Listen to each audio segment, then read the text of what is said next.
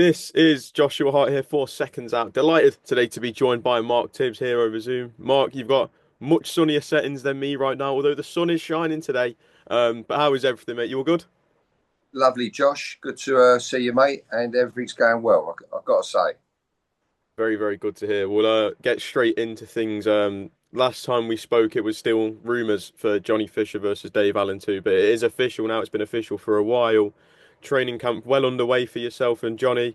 Um, Before we look at the fight itself, was there any point where maybe yourself, Johnny, and the management side of things, were you ever maybe looking at taking a different fight before going back in with Dave Allen? Um, no, I've got to say there wasn't. It was. Although I was a little bit, I didn't want to let on to what I was thinking at first when people was mentioning the rematch. I just felt that we owed the public the rematch as well, and yeah, I just so it was natural. It was a natural fight for me, the rematch for sure. And I think the team felt the same as well. And especially looking at that first fight, there is still a lot of positives to take away from it, especially with it being the toughest fight of Johnny's career. But when you look at those first four rounds, it was all Johnny's favour. Without giving away the game plan, obviously, what needs to be, I guess, changed and tweaked going into this rematch in order to have a more definitive victory over Dave Allen this time round? Well, Johnny's just got to establish control throughout the duration of the 10 rounds, and maintain pace, and yeah. So yeah, that's it. Without giving too much away. Absolutely. One thing that this is just a random thought that I've been having, looking at the domestic side of the heavyweight division at the moment, the well, I'm guessing our former English champion was David Adelaide, but with him now winning the British title, it leaves the belt vacant. Is there any chance? No, you're obviously just the trainer, not part of the management side, but is there any chance we could possibly see the vacant English heavyweight title on the line between Johnny and Dave? Well, I understand the management are asking them questions. I actually thought at some point, I never saw that fight, the Adelaide fight. I missed that, and I understand they was all going a bit mad that it was a no contest, and they're going to reschedule that again. I believe, is that right? But Yeah. I did make some inquiries about if it was a no contest, if we could slip in for the British, for Dave and Johnny. So and then when I understood that the board have made an announcement that they're gonna do a straight rematch with that, aren't they? Going to do a straight rematch with that, Yes. and Adelaide still continues champion. Is that right? Yes, Adelaide still Yeah. remains British champion. So yeah, I haven't seen that fight yet. I saw some highlights the next day, and I'm yet to watch that again tonight. Actually, I want to watch that. Yeah. And then looking more into the fight now, we've seen obviously a lot of talk from Dave Allen in various different interviews where he believes not much can change within the 4 or 5 month period between the first fight and the rematch. What would you make of hearing things like that, especially when Dave thinks the reason why he believes he won was just simply down to experience, and you only gain experience by having more fights? Yeah, no, I get Dave what he's saying, but listen, we'll see, won't we? I've not heard him say that myself. Just heard you say it now. Hmm. But that's going to be a good fight. It will be a different fight this time. I really believe, and Dave got his own way through his experience. I mean, that's a no brainer. But Johnny's Johnny would have learned from that fight. It's not going to be easy. We don't expect an easy fight. Uh, but we're going to prepare. We're prepared diligently. We've been out to the US. We've had some quality sparring over there. Johnny's hired some decent sparring this here in Fuerteventura, Adam Bailey's gym, and yeah. So no, I feel that Johnny would have learned a lot, and he will make it a different fight this time. Absolutely. Just looking around the gym as well, Giorgio Visioli, and what I believe is a real nice step up this next Saturday night against Kane Baker. We've seen really, really good start to Giorgio's professional career, just over a year in now. We know Kane Baker isn't going to come and sit down. We know what he brings, and he brings a war every time. What are you hoping for Giorgio to display next Saturday night? Well, Giorgio's just come back from Las Vegas with myself and Johnny Fischer actually, and I saw another side of. You think you've seen, obviously he's a young kid, Giorgio, but listen, I saw another side of Giorgio with the best that America's got to offer, being young spring chickens at the top of their game and experienced campaigners in Cuban number ones. Uh, he was phenomenal over there. He literally, yeah, yeah, no, it was brilliant, and I've got it all on video. Yeah, so it was lovely to watch. We them guys filmed the sparring. We filmed the sparring because we like to do that and learn from our pluses and our negatives. But no, Giorgio's a cracking fighter, and I saw another side of him. But being in with Kane Baker in the real thing under the lights on the night, he's still got to go through tests himself to mature and to gain experience. And I feel that Kane will bring that, will bring the heat, will manhandle Giorgio at times, and it will be lovely to see how he handles it in real life, in real motion, under the lights, as I say. And but I've got we had a really great 2-week development camp for Giorgio Visioli over there in Las Vegas with the best that America's got to offer. I mean that and all. So yeah, but listen, it all matters on the night. So 18th, it's Saturday week, right? 18th or 19th? 19th, Saturday the 19th, Sheffield. Saturday the 19th in Sheffield. I'll be there too. I'll be there as well, Mark. Don't you worry. Good man. Just speaking of the sparring, we know one of the names he sparred was one of America's hottest prospects in Kamel Moton. When it was first posted on social media, just a picture of the two, you can only imagine how good those rounds were. For Giorgio, at this stage of his career where he has now had a few professional fights and he's kind of settled into the pro game, but how important is those development camps, that 2 weeks out in Vegas, sparring the best? We know that there is real value to it, but for you, seeing it up close firsthand, how much value is there for Giorgio in going and doing these camps? Well, I can't express how valuable that is for me to see as a coach.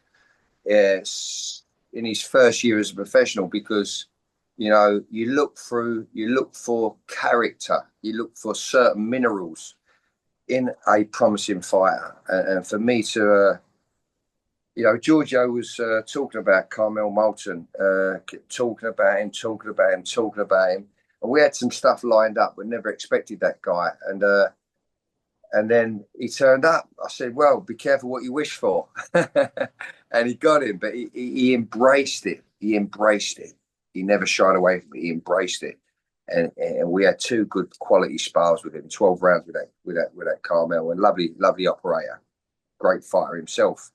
Very different to Giorgio, and the styles clicked and it worked, and it was fantastic for me to see as a coach. To see, like I say, character. It's all about character, heart, but using your IQ too.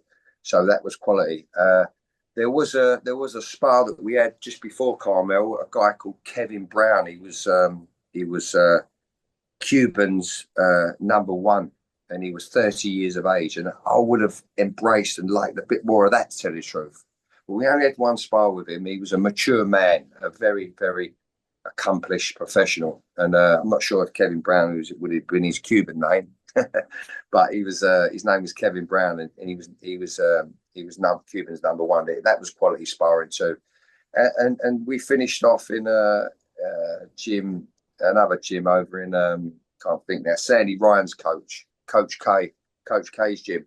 We also never expected to get Giorgio any rounds there, to tell the truth, because we was there for Johnny Fischer, and we got in some brilliant quality rounds there with three or 4 guys to finish off as well. So yeah, so he never wasted no time. Giorgio Visioli over there in the US in 2 weeks. He really ranked up some rounds. Yeah. But yeah, so it was a great camp all round for to start off with Johnny Fischer over there as well. That's a great quality, well world class sparring with Fischer. So that was good as well. Just lastly on Giorgio, we know obviously how good he is. Obviously, it's all about taking your time with him. You don't want to rush him into anything. But with a dominant display next Saturday against Kane Baker, could we be entering a stage now where he's kind of done those apprenticeship fights and we can start maybe letting him off the leash and looking at a few title fights for him, maybe, maybe a southern area? Well, to be fair, I've got to be honest with you. After his uh, after his first spar over there, it actually was with Kevin Brown uh, on his first spar in Las Vegas. And after the performance of that, I kind of get where Eddie Earn's mindset is. And I said to Giorgio, blimey, I get Eddie now. I get what he's saying. But, you know, when you go into them experience championship fights, you can't go backwards. So, but we have got time to play. So as his coach, let's see how we get over. Let's see how we get through, I should say, with Saturday week Well, with Kane Baker. we look forward to the fight with First, Kane Baker. first and foremost. Exactly. You got to just focus on the one fight at hand. We look forward to both fights for Johnny and Giorgio. I just want to quickly pick your brains on some of these other big talking points in the boxing world. We're edging closer to an undisputed fight again with Alexander Usyk and Daniel Dubois. It'll be a monumentous occasion. Frank Warren has come out and said that hopefully Daniel will be headlining the stadium in the summer, so we hope it's Usyk across the ring from him. Um, how do you see a rematch going between Usyk and Dubois? We know that they had a fight earlier, back in 2023. But 2 years on from that, how would you see a rematch go? Well, that will be a brilliant, brilliant rematch, I believe, because I felt that in that first fight, I think that body shot that Daniel delivered against Usyk was kosher. I thought that was proper, and that's well deserved. And since then, he seems to have turned corners mentally, I believe, and with the AJ performance, he can only grow from that. And therefore, what a cracking second fight that'll be. And yeah, looking forward to that. And you know what? It's a good fight because he's naturally the bigger man. I think he knows how to handle a southpaw. I think he threw the right shot selection in the first fight. And as I say, he would have grown in confidence since that first fight too. Yeah, brilliant fight. Can't wait for that. With Daniel, the one thing that kind of keeps getting said about him at the moment is every single fight is getting better. Do you feel with that and seeing the development that he's had from the defeat to Usyk to now, where he's on top of the world and a heavyweight world champion? How big of a chance do you give him, especially given that first fight with Usyk? How big of a chance do you give him in the rematch? Do you make him the favourite going into it? I think he's a real 50-50, if he can turn it into a bit of a dogfight against Usyk from the off, in a technical fashion, I feel that yeah, it's a real close fight, and he knows where and how to hurt Usyk. So yeah, I think it's a much closer fight than than we thought that before they had the first fight for sure. Now, while there is a lot of talks of undisputed and it not being over the line, both Usyk and Dubois do have mandatories. Usyk obviously having Joseph Parker as a mandatory, but the interesting one that sparked up a bit of debate online is Daniel Dubois' IBF mandatory challenger being Derek Chisora. Obviously, Derek approaching fight number 50 now. Wants that big final fight. Are you a fan of Daniel Dubois facing Derek Chisora? Daniel Dubois facing Derek Chisora. I'd much rather the Usyk fight than Daniel Dubois. Yeah. Mm. And dangerous for Derek, I believe, with Dubois. Dubois can whack, man. Dubois can whack. And yeah, who am I to rob Derek Chisora of such a big payday like that? You know what I mean? You know what I mean? So either or either. I personally would much rather see Dubois fight Usyk than him fight Derek Chisora. There's been Obviously a lot of concern with the matchup. Speaking to various faces of the boxing world, some people showing a lot more concern than others. Do you feel how much element of concern would you have if that fight is to get made? Just given how the stage Derek is at his career, and to say 2 fights ago we didn't think he'd be anywhere near a world title. It's great to see him get a world title shot, but Dubois is probably one of the hardest hitters in that division right now, and it wouldn't be a nice way to see Derek go out. Nah, you just summed it up yourself. It's he's a catch-22. Derek, it'd be lovely to see him to fight for the world title. It would be, but it's also I feel it's a dangerous fight for Derek. Very dangerous fight. And yeah, listen, as I say, am I to rob anyone of a payday, of such a payday like that? And Derek's gave us great performances over the years. Gives value for sure. And either way, I'd like to see Derek you go out on a high and not get punished. It's too dangerous, far too dangerous. But listen, the promoters and the managers will do their job, and I much prefer to see Dubois and Usyk. Mm. Just lastly from me, we are just over 2 weeks out now from And Conor Benn Dubois got a chance in that against Chisora or Usyk. against Usyk. Against Usyk, yeah, absolutely. We are just over 2 weeks out now from Chris Eubank Jr. versus Conor Benn. A real spectacle of a night it's going to be in 2 weeks' time. As the fight gets closer, who are you siding with? Who do you make the favourite? Who do you think wins? Well, listen, yeah, I still feel the same as I've always felt.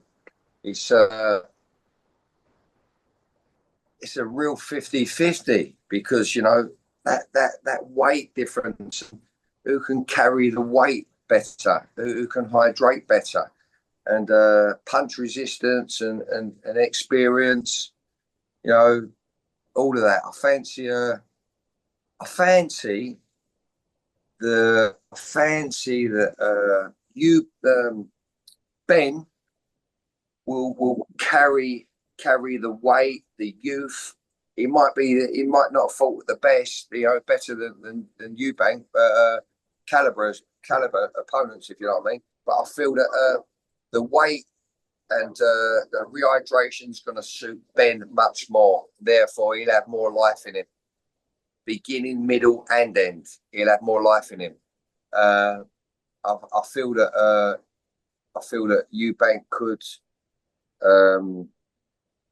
Eubank, I think he's going to find it hard to rehydrate and perform. Yeah, that's what I think. Do you feel with that is down to the rehydration clause for the next day as well? We believe that Chris Eubank Jr. will be stepping on the scales again no later than 10 a.m. on fight day and has to be within that, I believe, 170-pound limit. And we know Eubank is getting quite big for middleweight now, while having fought his last few fights there and has been a career 160 fighter. It's evidently a lot tougher for him now, isn't it, to make that 160-pound limit? You just said it. You said it all yourself. It's a lot tougher for him to do that. But listen, yeah, it's a 50-50. I felt it's a 50-50 all the way along, and it's whoever who can handle that weight and rehydration clause. I feel it worked better for Ben. How much impact will it have on Chris Eubank Jr.'s fight and game plan, do you think? Well, mid to late rounds, it could have an effect on Eubank. Mid to late, and there'd be more fire in Ben's feet and in his hands and his way of thinking and all of that. It should be the fresher, more more life in him, more life. You get me? And that's what it's all about: having life in the legs, in the brain, to protect yourself and to fight at the same time. Yeah. Well, Mark, Cracking fight. Can't wait. 26th of April, Tottenham Hotspur, isn't it? yes, 26th of April, Tottenham Hotspur. I think we'll all be there, won't we? We've booked our venue here in sunny Spain. We've booked our venue. Well, Mark, I'm going to leave it there. Thank you very much for your time. Always good to catch up. And I will see you in Sheffield next Saturday, I believe. We'll do, Josh. All the best. God Perfect. bless. Stay blessed, brother. Keep on doing what you're doing. Thank you, Mark. Top man. Good man. Take care. See you soon.